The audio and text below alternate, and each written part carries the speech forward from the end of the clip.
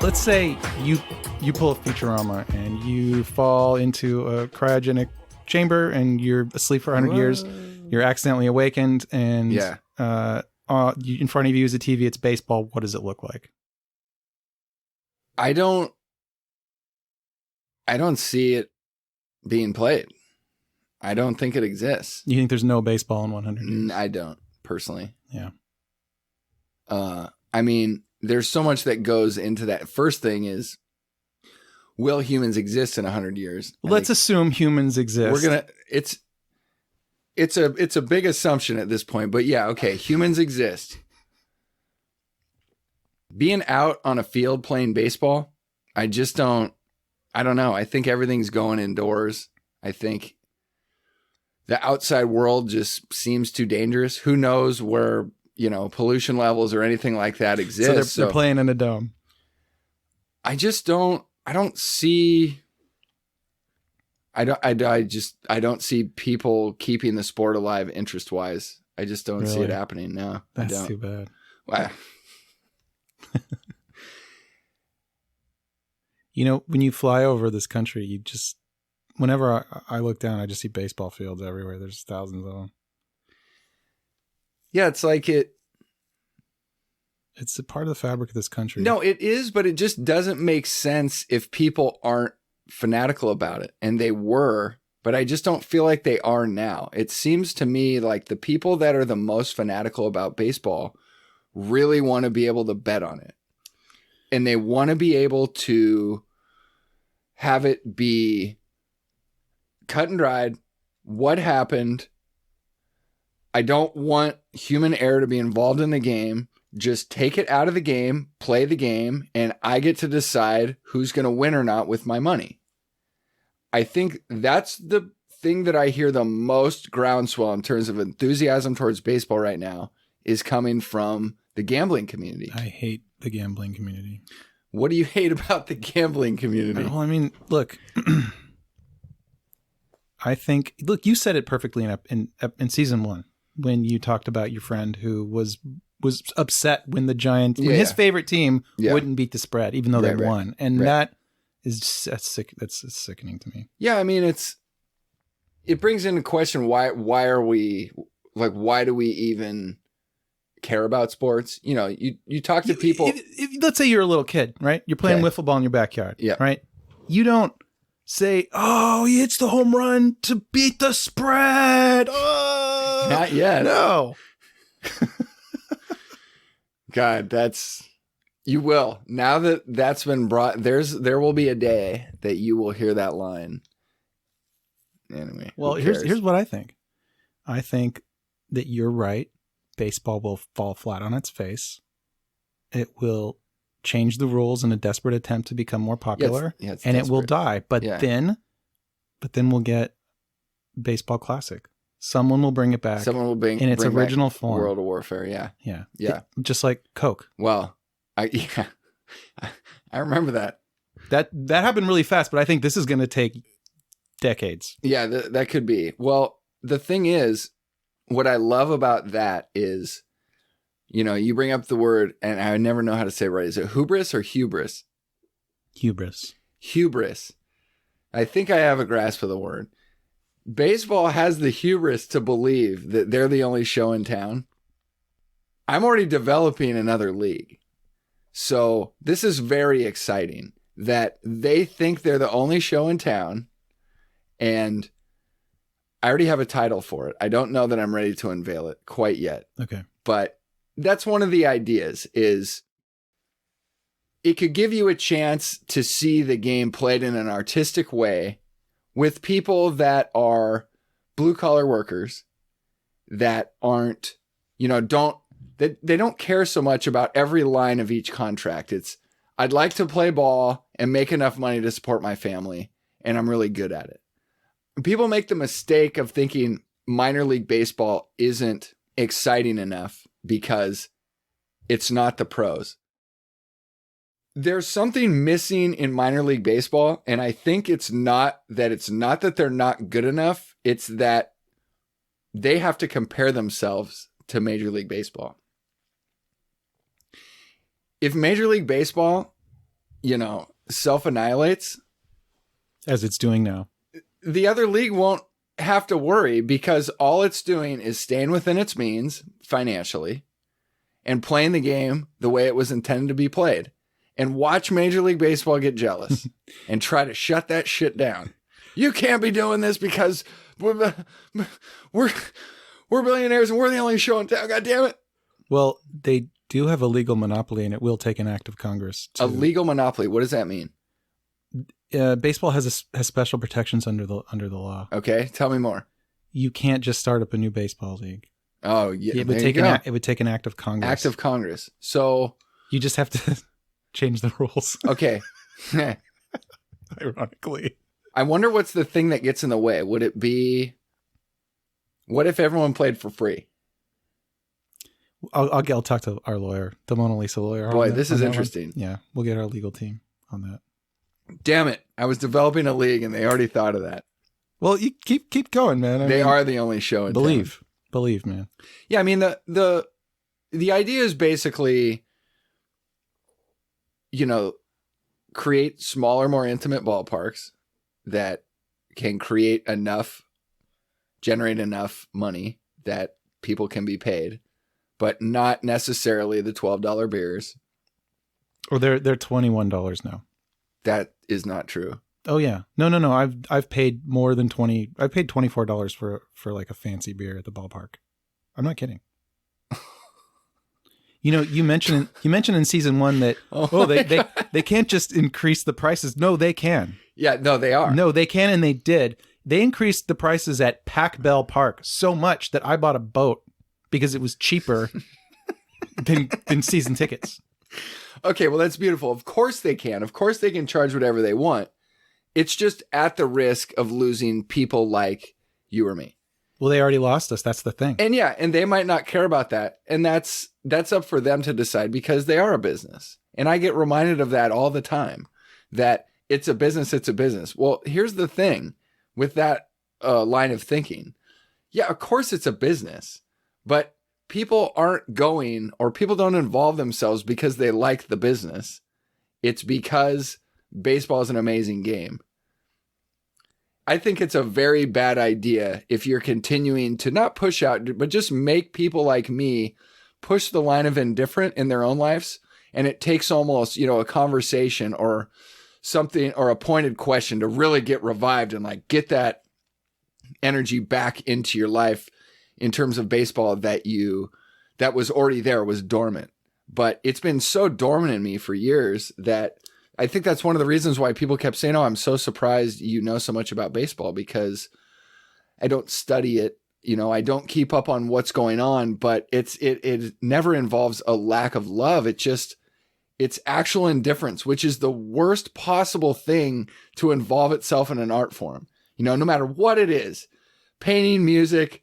I remember working with this guy for the summer and saying, I know this guy in San Francisco. He's an incredible artist. He has a website. Let me show you some of his art. So I pull up the website. I flip through a couple dozen and I kind of look at him and go, huh? Like, what do you think? And he's kind of quiet for a minute and he goes, I hate it. Okay, that was not the reaction I was expecting. I go, well, what is it? He just goes, I don't know. I don't know, man. I hate it. And several years later, I was able to share that story with the artist. I felt like it was important for me to relate this story. And he goes, I love that, man. Yeah, I bet he was stoked. He goes, I need that because for every person that says, I love it, if I can have a person that hates, that means you're getting a reaction. I want to be on the polar. I don't want to be anywhere near the middle. So you have a guy like me, and it sounds like you, that have a true passion for the sport, and we're just kind of hovering near the middle. It'd be like, yeah, it'd be fun to get a wiffle ball game together or something. Like, oh, how about those Rangers? It's like, could I name one player on the Rangers? No. I heard they got a new stadium. I heard that this year, and I was thinking, wait a minute, wasn't their last stadium fairly recent? Huh? It's Texas. They have land and yes, they just build stuff all the time. Right, but I remember that was one of my favorite parks, the ballpark at Arlington, at least I'd never been there, but from a TV standpoint, there's something that seemed very classical and really cool about it and pretty new, but that's gone now. How many parks have you been to? Okay, so I've been to Candlestick and I've been to Oakland, not sure what they call that now, and I've been to Pac Bell, and why do I think there's one? Oh, and I went to Fenway. Oh yeah, and that was it. All right, well, and that was it. List. There's been moments where I thought I was going to go to Chavez Ravine. That didn't happen. And I have a real hankering to get to Wrigley. Yeah, we should go. We should bring the show to Wrigley and do it live. That would be really fun. A couple of years ago, I had a boss who's in his 70s who actually said he knew Robin Yount. And Robin Yount was maybe, I don't know, 10 years older than him at the time, but was maybe 19 or 20. And it was clear that he was going to be a star in the game. And eventually he did get an MVP out of it. So he was quite a player, a Hall of Famer as well. But my boss knew him and said they had a friendship, but eventually, you know, he was just some guy and Robin Yount was a ball player. So they lost touch throughout the years. But he was a teacher. And so he got to travel around and go to ballparks. And this would have been, let me think. Well, that's tricky math. Probably maybe 60s, 70s, 80s, something like that. He said he went to Wrigley, and this surprised me. This just kind of shows a difference of the times. But he goes, I sat out in the bleachers in Wrigley, and he goes, I could not believe the way the fans abused the players in the outfield, especially the ones of color. And I'm thinking, oh my God, you know, it's impossible to put yourself in today's shoes and imagine that flying on any level. But he talked it as like the entire bleachers. Yeah, stay classy, Chicago. So when I think of Wrigley, or when I think of Wrigley in the 80s, in my mind, it's this wistful, the most beautiful place, no lights, no stadium lights, no jumbotrons. It's baseball in its purest form. And maybe that's kind of true because the racism is like still right there. Yeah. And baseball is rooted in racism. So I'm not going to say that's what we should have or anything, you know, it's awful, but it's like, it's this interesting thing that baseball is always kind of represented in its own way where we're at in terms of politics or how you treat your fellow man or how you treat your fellow neighbor. Unions, labor, you know, disputes. It's in there always. And I've never been to Chicago, so I don't know how racially charged of a place it is, but Chicago riots happen there. It's a big place. And it's like, it's not a surprise that was still there. And I can't remember I think it was a 70s or 80s thing, but you know, yeah, it's you didn't hear that at the Stick. No, I never did once. So you and I both grew up in California, in the liberal town. And I think that the attitude of, I think, my parents, your parents, was probably way more inclusive. And yeah, I don't think they're a little different out in Chicago, especially after a few beers, bleacher bums. You know? Yeah, it's a different crowd. I've been to Chicago once, but I go to Wrigley.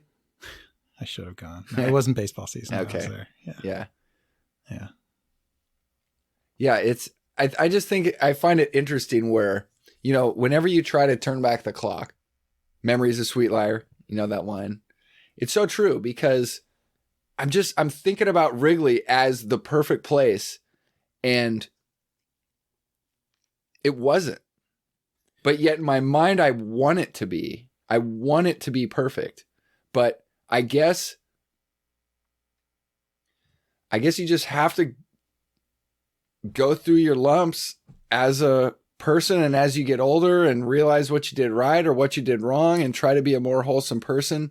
And on some level that happens in cities, especially if you know, generations are staying there.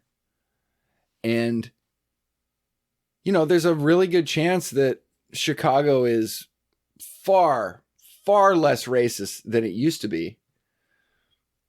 But I think it's so interesting that looking back, you don't want to look at the ugliness. And when I thought back on the 30s and thinking that's the era I want to be a part of, I need to see it. The fascination with it was seeing the old parks was revving so high in my baseball mind that I was actually able to look past, well, what about the black community? What about all their ballers playing baseball in their own way? I wasn't able to rise to the occasion and know that I can't go before 47 because that's what's going to make baseball at its highest possible level, highest possible talent pool. But yet, looking back into the 30s, 20s, Babe Ruth, all that stuff, I was more interested in that when I was thinking of that question. And it's like, I hear myself say it and I know that's wrong, but I just find that interesting that. Well, I like this idea that you want to see the ballparks. I mean, that's. You don't have to, you can have a multifaceted approach here. You know, yeah, I guess that's true. I choose the 60s. So you're going easy 60s. choice. Okay, easy choice. Now, being someone that wasn't alive, why? Tell me more. Yeah, because all the guys I listened to growing up talked about those guys, okay. and I wasn't alive then, and I want to see it, which definitely gives someone reason to want to see it. There was amazing pitching. That was the year they lowered the mound. 68, because pitching was too good. Yep. Isn't that a cool stat when you see that? It's a stat you'll hear or see many times. Bob Gibson's 1.12 ERA. And it's so hard to fathom. And then you go, 9 losses? 1.12 ERA, 9 losses? How did that happen? I read his autobiography and you find out how, which is he was one of those pitchers that for some reason when he was on the mound, his offense just never showed up like they were for the other pitchers on the team. And he lost a lot of 1-0 games. So his ERA could actually go down, but he'd get a loss. He probably couldn't hit. That's definitely not true. Oh, really? Well, I don't know. This got mentioned in season 1, but his stats interesting things about Bob Gibson. Played a season with the Harlem Globetrotters. That's what type of athlete we're dealing with. Didn't like playing with the Globetrotters because there's too much hamming around and not just playing the game. So he went full-time baseball and was a switch hitter, but the team made him stop batting lefty because his right arm was more at risk on a plunking. So they made him go right hand only, and he went with it. But won a game 7-2 with a home run. This is a pitcher. Wow. Had 20 RBIs in a season from the 9 spot. Also had 5 home runs in a season, which not too many pitchers have done. So everyone talks about Bob Gibson in terms of one of the greatest ever, lowest ERA ever, one of the most fearsome pitchers ever. Definitely used the brushback pitch as one of the pitches in his arsenal, but he went up there and batted. So how cool is it that you can be, if you're an intimidator, you go up there and bat, but you're so intimidating that other pitchers don't want to plunk you because you would do anything to make sure that he doesn't plunk you in return. It's perfect. But he could slug. And it made him better, but nobody talks about that. 9 losses. 9 losses. It's almost like his team was tanking it. 22-9. They still a pretty good year. Yeah, let's see if I can remember. They went to the World Series that year. So it was a World Series team. Still 9 losses. World Series team lost game 7 against the Tigers. It's a shame. But that Tigers team had the first 30-game winner in maybe 30 years, and there hasn't been one since. It probably never will be. It seems very, very, very unlikely. You just don't pitch these guys that often the way they used to. Yeah, I mean, I'm glad you said probably, because if we would have been doing this show 1 year ago and you said there will never be a pitcher that leads the league in home runs in the American League, I would have checked that, signed that paperwork on the spot, bet the life savings, no matter the odds, and I would have lost. But there will probably never be a 30-game winner. But I don't know. Let's leave room. Okay. Who knows? So some people, I remember hearing this, I think it was during the 90s when the Braves were the pitching staff, that they kind of had this old school, this is going off old memories, but they had this old school pitching coach that believed in the 4-man rotation, not 5-man. And one of his points was the reason why there's so many injuries now is the pitchers are getting more coddled. And by throwing more innings, your arm is more resistant to injury. And maybe there's truth to that. Maybe there's going to be an old school guy, pitching coach, that kind of believes in that kind of more old school, take them out every 4 games. And maybe there's a guy who's, I don't know, like Bob Welch pitched for the A's, and he was in the race for 30. I think he got ended with 27. But the A's were really good then. And every time he took the mound, they scored a bunch of runs. And all you had to do was pitch 5 innings. And that's very doable within the range of the athletics of pitching. So I feel like it's possible, but once the analytic chapter of baseball really started, that absolutely trashed the hopes of, like Tim Lincecum won back-to-back Cy Youngs with like 15 wins each and really low ERA and a ton of strikeouts. But when you hear Cy Young, kind of the first thing I think of is there a 20-win season attached to that? Yeah. And it's really, really, really hard to do now. But I think if everything came together, if Denny McClain could do it in 68, higher mound, it seems possible it could be done again. But there's also huge resistance against that happening because if pitchers get too dominating, there's a big, very large group of baseball people that say this is bad. What happens when I wake up 100 years from now? I think you'll see pitchers with robot arms. I mean, it's the natural extension of the Tommy John, right? You're going to get the Tommy John. Now they it'll be like, who is your surgeon? Like the better the surgeon, the better the arm he could put. Yeah, but they'll start putting artificial parts in there until eventually you're just a cyborg, right? And because the video game world touched on that in the 90s as well, where there's baseball games started coming out that were like, yeah. Because you got to differentiate. If you can't get the MLB license, you have to make a game that is interesting. Yeah, yeah. You got to change the rules. Yeah, so put some slime in there. So the MLB licensing, that could be the thing that keeps it away from seeing the healthy competition, that keeps it on its toes. It knows it's the only game in town. It knows it's the monopoly. So we're going to do whatever we want, deal with it. And at this point, it's lining pockets. And it's too bad that the players get thrown into that, because how easy is it to pick on a player that would rather go play somewhere else because they only got offered $5 million and they think they're probably worth 10 in the existing market.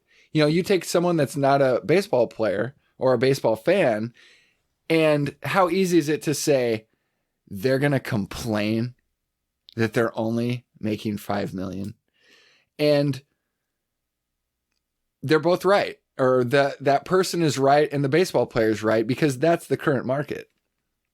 But it's so easy to hop on the players because they're the ones on the field. They're the famous people.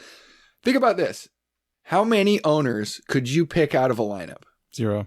I'm also at 0. Oh, Mark Cuban.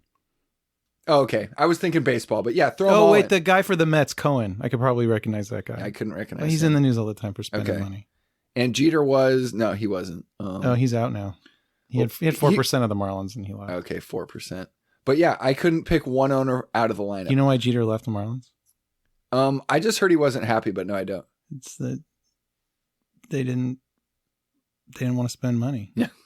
Oh, they didn't want to spend money. Right. Not just on him, but, well, he's already the owner. Well, he was the CEO. Okay, that's the title. He had the title of CEO, which as a 4% owner. Yeah. Yeah. I guess you don't need to have a huge stake to be a CEO. Well, you got to spend to win, but you don't have to spend to make money as an owner of a baseball team, right? Definitely not. So the game for most, I think what a lot of people don't understand is there's kind of 2 or 3 kinds of baseball teams. I think most people out there is like baseball team's a baseball team. Nope. Mm-hmm. Nope. You've got what teams that spend, that try to win every year. Uh-huh. The Yankees, the Dodgers, the Red Sox. Yep. And they walk right up against the competitive balance salary limit. Sometimes they go over. And what is that? I don't even know what that is. So the idea is that if you spend a certain money on your salary, if you go over a certain limit, you start paying a tax to the other teams. Okay. Do you know what that line is? Well, they've been. No, I don't know what it is, but it's like... And it's not money spent on the it's entirety of the team. It's just the players. Just the players. It's somewhere around 200 million or something like that. Somewhere around there. They've been debating it, and I don't know what it is exactly because they've been debating it actually in the recent negotiations. So then you have other teams that want to maximize the amount of money that they're making, and that means minimizing their expenditures. Correct. So... these different teams think very differently. What's the third? Well, I mean, you have maybe some teams that are somewhere in between. Yeah, okay. But I think, and you can imagine how that goes in most years, but I think something really interesting happened in 2021. Okay. Just blew me away. And I know you don't follow American League Baseball because it's not real baseball. But the Rays... that's still a real team, right? Yeah. The Rays? Okay. Tampa Bay Devil Rays. Devil Rays, yeah. Their salary was like 90 million. Okay. Yankees are 200 million something. Mm-hmm. Rays won the division. Yeah. They beat out the Red Sox too. Also have a huge salary. So suck on that, you know? Yeah. I know I got to watch a playoff game with them in a hotel room in Flagstaff. That wasn't locked out for you? You were able to watch the game? That one came with the hotel room. Yeah. The cable came with the room. Let me ask you a question. Are there no bars in the town that you live? If there are, I haven't found it yet. Okay. But there is a restaurant that will serve draft beer. But do they have a TV with the sports on? I went in there once to watch, I believe, the U.S. Open, and they were not able to pull it up for me. Yeah, that sounds like a no. So we'll go with no. Okay. Because, when you're talking about your troubles watching the series and everything, I'm like, well, we'll just go to a bar. Yeah. Yeah. Living out in the sticks. Yeah. Tricky. That handheld radio is really dependent on. The one that doesn't get AM. The one that claims AM. But, it's for one thing, it's one thing to not be a tech guy, but to not be able to figure out a $4 handheld radio. Yeah, it's probably not your fault. When it claims two things, AM, FM. This was probably not your fault. It only has a dial and I don't even know that it has 3 or 4 buttons and 1 dial. Yes. Speaking of radio. Completely lost. Speaking of radio, today, Mike Krukow, what did he say? He said Manfred would make a great Batman villain. Okay, I'll buy that. That's kind of, man, that sounds like you're kind of risking your job saying something like that. Was it as mean as it kind of sounds to me? I just read it. It's Krukow. He's the color guy. I mean, Yeah. How do you not? He's right. The guy was smiling at a press conference where he announced they're canceling games, and then they caught him practicing his golf swing backstage beforehand, and he's grinning, he's yucking it up. People didn't like that. Yeah, I mean, it's a bad look. I just think you have so much flexibility to be an ass when you're the only show in town. Wouldn't it be great if the commissioner of baseball represented the sport instead of the owners? I mean, yeah, that's really obvious to me, but then you're just going right back to baseball as a business. And you have to concede that fact that it is a business. And it's tragic that that is the most important thing. But it has to be conceded. And it really only leaves us in a position of hopefully the next commissioner can do better. And what's so sad about all this is the chances of all that happening, of baseball resurrecting and correcting itself without a full collapse. What are the chances of that? It's almost none. So the worst term ever, universal DH. Someone pointed that out to me, that the universal DH is a horrible term. And I couldn't agree more, because it implies so much. It implies everyone's down for it. Universal DH is just, it's so final, you know, it's a universe wide. Yes, this is how it is now. Well, we're here to say no. I mean, yeah, if it's not baseball. If it gets implemented, it's gone, and it's probably not coming back. And what that means is baseball needs a full collapse to give it a chance to come back. So I have to sit with that and know that there's another thing in my life that I love that I have to lose on a level of, you know, obliteration. You know, I can still tune into baseball when they're not locked out. I can tune into games and get a fix should I have it. But if baseball collapses and falls on its face, that's just another thing in this life that I lose. And well, you predicted that would happen. I just don't see any other way. I mean, you tinker with something that's perfect to create more stuff around it. And that's just why I'm so glad you brought up this chess thing, because it goes against everything I'm saying, but it's like, it's a historical piece that this happened. So I have to check myself when you say such a thing. Is, you know, the first things racing through my mind are, well, what year was it? And let's say it was 1850. And immediately I'm going, well, that's still almost 200 years of proof, you know, like trying to support my own theory. But I'm so fascinated by that. And would chess be just as popular if that rule never got changed? And I'm thinking probably not, because this queen thing made it better. And so I can't look at the DH and say, period, it's not. Like, I do, because I'm allowed to have an opinion. So that's why I bring it out. But if all the people in baseball, if it's universal that the players and everyone is for the DH and everyone thinks the game's better, hey, it's just me on one side saying, well, I disagree. But there's nothing. I'm not going to be the person that wants to stop that if people actually like it more. It's like, hey, you got it now. Like, that's your sport. Yeah, that's how you play it. It's not the way I would play it. But, you know, I have to concede that. That's not what I want to happen, because I was a hitting pitcher and I know what that means. I know how it holds up the game. I know how it holds up nuances and things like that. So it's very obvious to me that's the best thing, but it's hard to stop the money wheel. Hard to stop the money wheel. And if they're convinced that the DH is in the way of that money wheel, gone. And that's what's happening. So it's like, it's too bad for me. It's not only too bad for me, I think it's too bad for everyone, because the sport gets worse. And then when baseball gets worse and you hear their argument even more, it's not as cool as NBA. Football is so much better. Baseball is always trying to catch up to the other two. That's going to get worse every year. And what do you think they'll do? Eventually, maybe they'll go back to their roots, but they're just going to keep trying to tinker more. A shot clock.